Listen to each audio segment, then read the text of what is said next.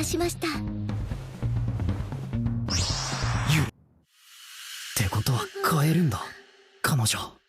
Yahoo minasan, ohayo, konnichiwa, konbanwa. Nah, mampir lagi di channel Lius 28 dengan saya Lius Kun, balik lagi menceritakan spoiler anime berjudul Isekai Meikyu. Bercerita tentang seorang laki-laki maniak game yang tiba-tiba dipindahkan ke dalam dunia game dan bernama Michio. Pada awalnya Michio nggak sadar akan hal itu.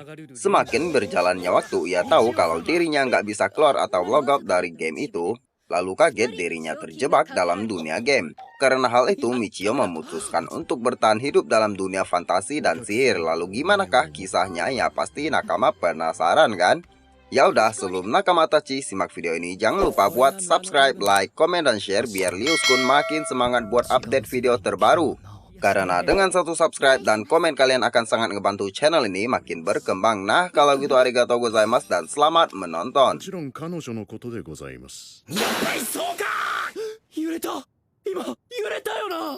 Nah, di episode 1 ini awal scene nunjukin Michio yang terbangun di sebuah kandang kuda. Lalu dapat skill identifikasi lalu dipakai buat ngeliat status yang dimilikinya. Karena nggak pakai alas kaki, dia juga maling sendal di sana. Lalu Michio nemu pedang Durandal terus beberapa ACC dan keluar dari sana. Pas keluar, Michio mikir kalau dia ditransfer ke tempat yang cukup damai lalu sembunyi dari para penduduk. Lalu tiba-tiba para warga kelihatan panik gitu dan bawa-bawa senjata. Pas diidentifikasi sama Michio, taunya para warga lagi ngalangin para bandit yang datang mau ngerampok desa. Dari salah satu bandit ada yang berlevel tinggi diakui pemimpin di sana, lalu tawuran dimulai. Kelihatan Michio yang agak takut dan mikir soal tadi adalah event buat tawuran sama bandit. Michio lalu beraksi buat ngebantai para bandit-bandit di sana. Satu persatu bandit diacak-acak sama Michio sampai nggak ada yang tersisa. Habis itu Michio kelihatan capek banget dan cek statusnya rata-rata berlevel 2. Terus datang bapak-bapak yang ngaku sebagai kepala desa ngucap makasih sama Michio. Lalu ditawarin buat mampir ke rumahnya, dijawab Michio, "Oke dah, makasih ya." Terus scene berganti di gudang. Pak Kades nunjukin barang-barang bandit yang dikalahin sama Michio dan berniat ngasih semua barang itu ke Michio. Lalu Michio mengambil bandana yang dipakai bandit itu dan bilang ke Pak Kades kalau bandananya udah ditukar. Terus Pak Kades kaget lalu bilang akan nyari orang yang nuker bandananya dan nyiapin kamar buat Michio untuk istirahat. Pas di kamar, Michio mikir gimana caranya logout dari gamenya. Lalu Michio pakai beberapa cara buat logout dari sana, nggak ada yang berhasil dan mulai panik. Michio mulai mikir kalau emang ini dalam game kok bisa semuanya kelihatan nyata. Lalu Pak Kades datang dan bawain air hangat buat bersihin diri dan bilang kalau udah nyiapin baju ganti buat Michio. Lalu Michio mikir kalau ini bukan game berarti dia udah ngebunuh orang-orang, lalu Pak Kades pamit. Nah, sambil bersihin tangan, Michio mikir soal bandit yang diacak-acak itu. Dan juga kalau emang ini kenyataan, nggak ada pilihan lain selain survive di dunia itu. Lalu scene berganti, Pak Kades bilang ke Michio kalau udah nangkap orang yang nuker bandananya, lalu nyerahin bandana itu. Terus nanya ke Michio mau gimana hukum pencuri itu. Dijawab Michio, kalian pasti punya cara sendiri buat ngehukum itu pencuri.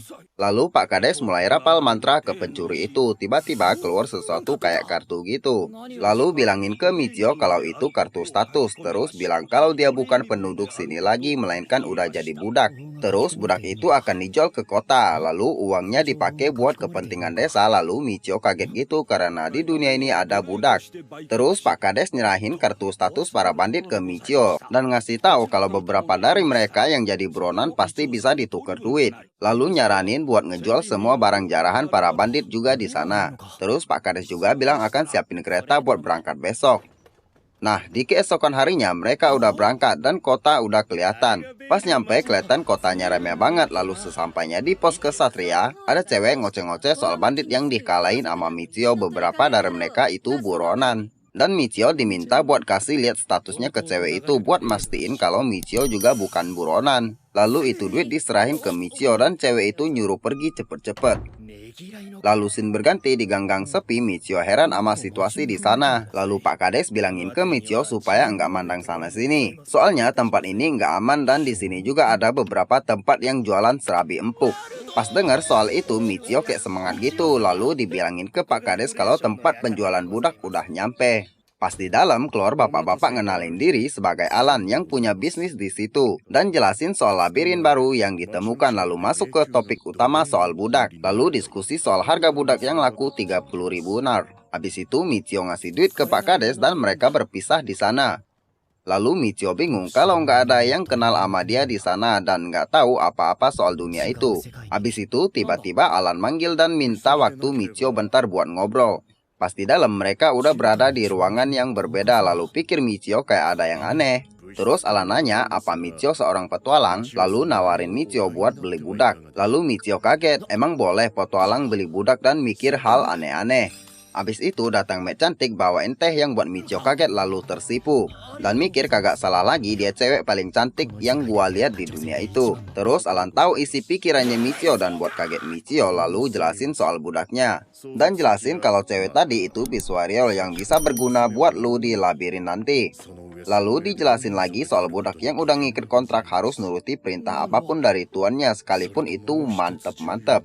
Jadi budak tadi paling gua reko banget dah buat lu, kata Alan. Terus Michio mikir bentar dan nanya itu budak harganya berapa. Lalu dijawab sama Alan 600.000 nar. Dan dikasih diskon jadi 422.000 nar. Terus dijawab gua kagak bisa beli, kata Michio.